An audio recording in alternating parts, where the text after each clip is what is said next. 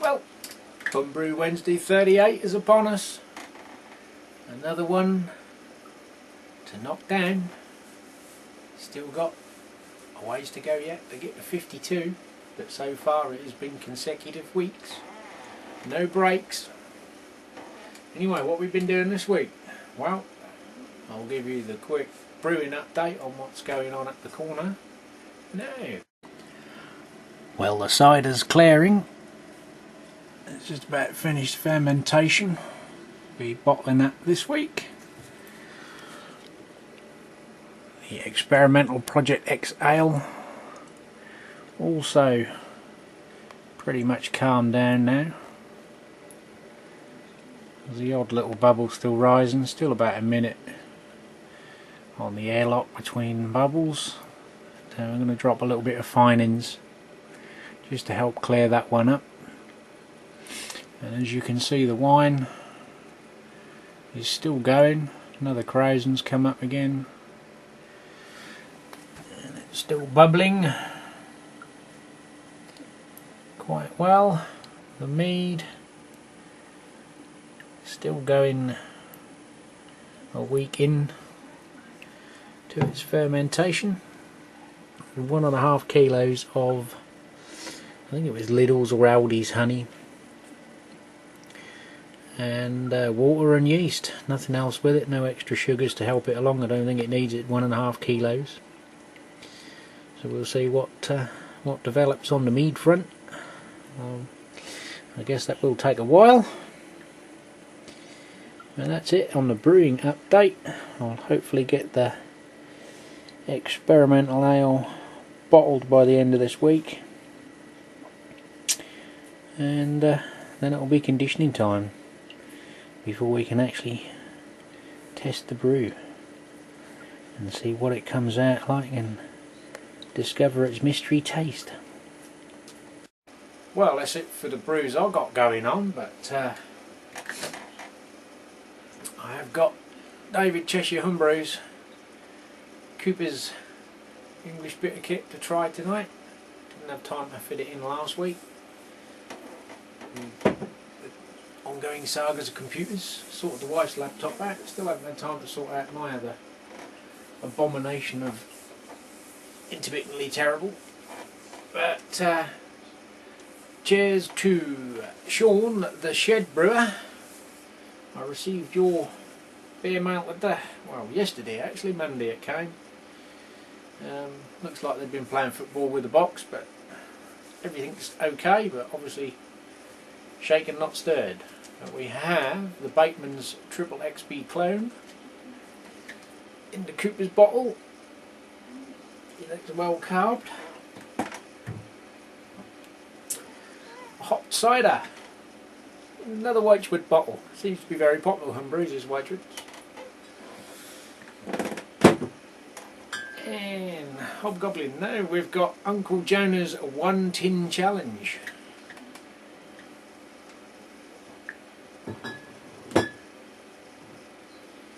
And the Golden Cornbine as well. We've got 4 from Sean. I did email I have. Yeah, even though I've got a Wedgwood bottle, I've tried the King Goblin this week. Not a bad brew if I say so myself. It's the Sovereign hops in that one. I actually prefer that one to Hobgoblin. I did see Cheshire Homebrew David's video. He's doing a Melina cider. Sean's done the Melina wine, which is a Polish raspberry syrup. Yes, so I'm gonna try it and see if I can make a Norfolk Krieg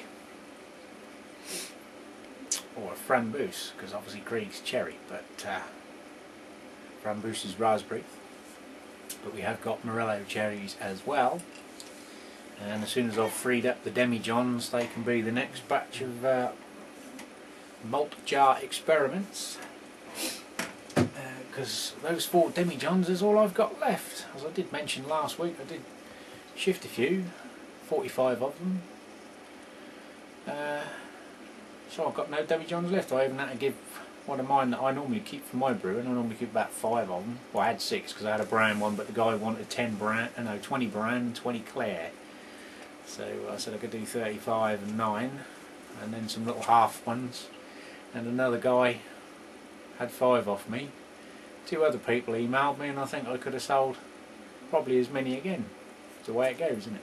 Afraid the brewing bargains haven't been a bit thin on the ground. I have got a few bits on eBay. I've got some beer taps and connectors and keg connectors on there, and an aluminium brew pot, one of those ones I showed in an earlier video. Put one of them up on there. I think they're just shy of 15 litres brimful capacity, so it's okay for partials or small batch brewing. So if you need a cheap pot, seek one out on eBay. Right, let's crack into David's Cooper's kit.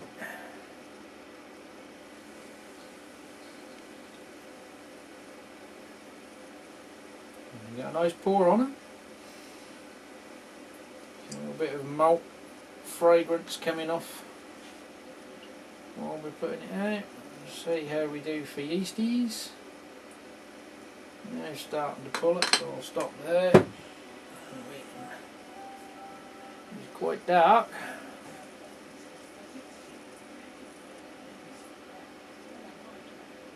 The head's still going. I have got a Carling glass with the widget in the bottom, so there is a bit of a firestorm going on in there. We've now got an overflow going on. I need one of those little paddles like they have on the Stellas. Here you go, dog. Do a beer review on that. One. Different dog this time. Not so keen on the beer. I'll try and cut through the froth. Maybe I should have used a straight glass. I just grabbed the one I had in the kitchen. We'll cut through the foam and definitely getting the malts.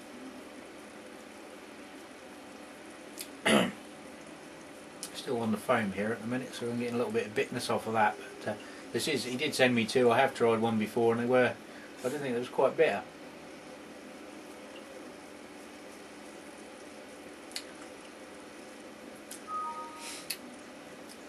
Bit of alcohol notes there, I think. Can't remember offhand what the ABV was now. But, so it's obviously sessionable strength. It's not going to blow your socks off. But it's definitely a. There's the malts. You can taste the malts. There's a slight bitterness. Nothing really in the way of there is an aroma, but I wouldn't. You can't say it's any specific hop. Or should I say I can't.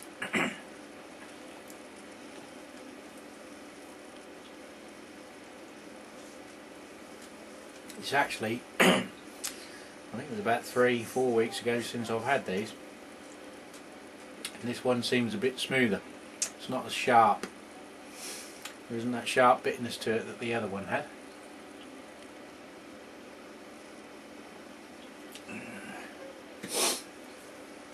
bubbles are calming down now, but there's still a good stream being released.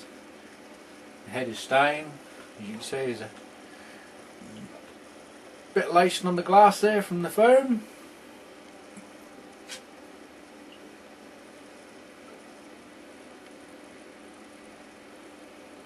Well, it's actually my first time trying a Cooper's kit. I've never bought and brewed one myself, but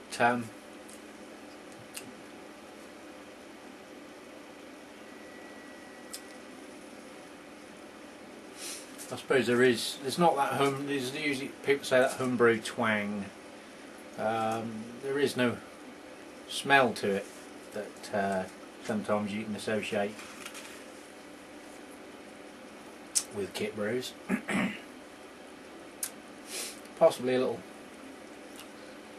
slight note on the bitterness, but that could be the kit rather than the fact it's an you know, a malt extract kit in a can. This is the first kit beer I've had for 2 weeks, I think. I haven't drunk any homebrews. It's all been commercial beers that I've picked up, been given from work and bingo prizes. I've been working my way through me St Peter's mild. I did notice 1 or 2 of those. One had a little bit of a different taste to the other. I don't know whether they're different batches, because they do, as you can probably hear when if you've watched the St Peter's video I put on, you can hear the woman in the background bottling up all the boxes for the shop, because they do sell like the underfilled bottles and what they call their development batches, their test batches that don't necessarily go to mainstream market. But yeah, cheers for everyone that's liked and commented on the St Peter's Brewery tour. Seems to be very well received, and hopefully I'll be able to wangle a few more in the future. I have got a few microbreweries around this way. Obviously sort of got to touch base with them first, see which ones are not going to be camera shy. Obviously not everyone is comfortable being in front of a video, a bit like when someone walks around a wedding reception in it and they stuff a camera in your face and you go, piss off, go somewhere else. But not everyone's for it. A bit like the tour guide on the Adams Brewery. Anyway, thumbs up for the beer, mate. If I ever wanted to buy a Cooper's kit, yes, I would buy it. I'm quite happy with that taste. Also, David, I noticed Cheshire Homebrew again. He bought this book last week for a Norfolk Hillbilly bargain price of $4.99. Being a tight arse, I did even look to see if I could find it cheaper, but I couldn't. So I got it from the book people as well for a £5. I think it was a £5. Not the bill there yet. $4.99. £2.95 postage and packing. Total cost £7.94. And as you can see, I'm 2/3 of the way through the book. Right into the recipe section. So we'll do a book review. If you are looking at a cheap homebrew book, I don't think you can go far wrong at under £8. It is sort of taking you from the stage beyond simple kit brewing to going all grain.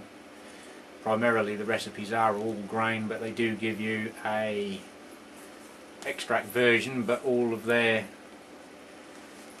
quantities are based on a dry malt extract, but dry malt extract over here is not particularly cheap.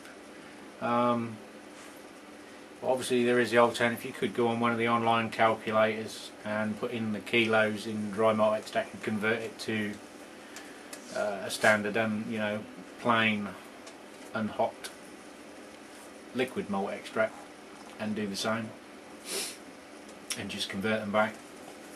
But again, I have the same problem locally. I can buy kits from work or from Wilco's, but neither of them seem to do the plain liquid extracts. There's the light amber and the dark liquid malt extracts if you want to experiment with some of the recipes a lot of the books contain are based on using those. The pumpkin ale and the banana beer I brewed early part of this year, I used a mild kit.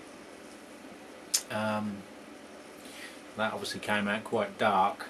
Obviously it doesn't really matter, it's only the grains they use in the malt extract and the hops they put in. If you're boiling, you drive a lot of the hop flavours off anyway, so you can still use a kit, but just go for a lighter one if you, it doesn't matter with a particular beer style. It worked. The pumpkin came out looking more like a pumpkin porter, although it didn't have the porter tasting notes to it. But yeah, that's what I'm going to do with a lot of the Wilco's kits, is just use those as a basis rather than buying liquid malt extract.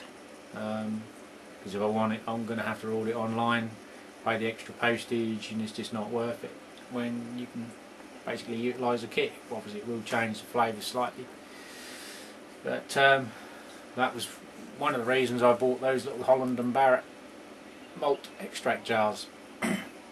Because obviously that is the same basis, it is the same malts, obviously unhopped for cooking, which can be used. Obviously I've tried when it made beer, I did put too much sugar in, so it made a cidery beer. With a dash of lemonade in it, it made it palatable, and my son had no complaints drinking them. They came out at 9%, so it proves the kit yeast, because that's all I used was Wilco's kit yeast, will ferment up to 9% alcohol. And the one I've got there, the experimental batch there, is just using one of the Holland and Barrett 1 pound in weight jars, which is what the recipe called for. It's a very old book that I've adapted the recipe from, but I just got one of those. They're under £3 these are, for £1, 454 grams, which I think is £1 in plain malt. I also got the slightly larger ones, which are 650 grams. They're £3 something, I think. And now I'm going to use those for the basis for the Krieg and Framboos experiments, just again doing them in demijohns, and if they work obviously you can scale them up, and I'll use one of the Wilco's kits and probably try it again with one of those, which is why I'm going to try the Molinas raspberry syrup and do that. I'm waffling again, but yeah, cheap book, under £8. If you are sort of looking at the steps here, or if you want some ideas, some of the batches are quite large, sort of 33, 43 litres. Obviously that's your total liquor volumes, but you're going to need, on some of these recipes, if you are considering it, pot size will be one of the things that might restrict you on some of the recipes, because the bills are quite large. Some of the post-boil volumes are 27 litres, so you'll get away with a 33 litre pot, but if you are looking at pots, I would always say, you know, for the cost difference in like the 30 litre, I think it is, or 35 litre and the 50 litre, is only about 10-12 £, and that's why, I mean, I was going to buy a 50 litre pot because that was, I assumed, would be as big as I ever needed, which it probably will be, but I wanted one that was pre-drilled with a tap fitted, because I hadn't got the equipment to drill taps, and that was going to cost me at least another £10 for the cutter. And the guy's website had the 70 litre pot for £10 more than the 50 litre pot with the tap, as he was doing. I don't know whether he priced them wrong at the time. They're still the same price at the minute, I think, 70 £, 70-80 free delivery. This is nothing worse than sort of buying, once you get bitten by the bug, then you've got to shell out more money again to buy a bigger pot. So my advice would be to go for the biggest pot you can cope with. Obviously 50 litre you could still use that on an English stovetop. You might need 1 or 2 hobs on, or gas hobs, electric, depending on what you're on. The one I've got would cover a whole hob. You could probably still run it, but you'd have to use all 4 elements. So that's why I went for gas, obviously, because of the size of it, practicality. On a gas note, I have found a local supplier. This is for propane, not CO2, unfortunately. Because I bought Cala bottles, which will mean nothing to anyone that's not in the UK, but there are 2 primary companies that supply gas nationally in the UK, which is Cala, which are the market leaders and the most expensive, and another company called Flowgas, which are like their main competition. And I found a local supplier for Flowgas, having picked that big bottle up, which is Cala.